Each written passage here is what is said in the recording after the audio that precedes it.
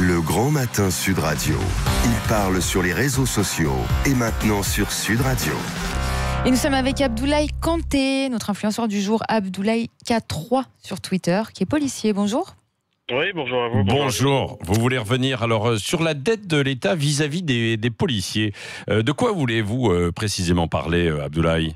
Écoutez, en fait, c'est un chiffre édifiant qui est sorti, donc 50 millions d'heures supplémentaires, 50 millions d'heures supplémentaires, un chiffre assez conséquent, qui est une sorte du rapport émané qui venait des deux députés, notamment Romain Gros et Nadia Haye, qui justement a mis en évidence ces heures supplémentaires que l'État évidemment nous doit. Oui. Mais je pense aussi qu'il y a une explosion aussi de ces heures supplémentaires, évidemment, suite à l'année écoulée, notamment avec les manifestations qui ont vraiment sollicité une grande part de nos forces. Mmh. Et du coup, donc, c'est un constat qui est déjà connu, mais qui n'a fait que s'empirer. Oui. Donc, Et du coup, parce que bon, il y a ce problème de la dette, donc de l'État vis-à-vis des policiers avec toutes ces heures supplémentaires. Et puis il y a eu cet hiver assez terrible pour les policiers qui, face aux gilets jaunes, parce qu'il y a eu les affrontements, ils soutenaient plutôt le mouvement d'ailleurs des gilets jaunes, en tout cas moralement dans un premier temps. Ensuite,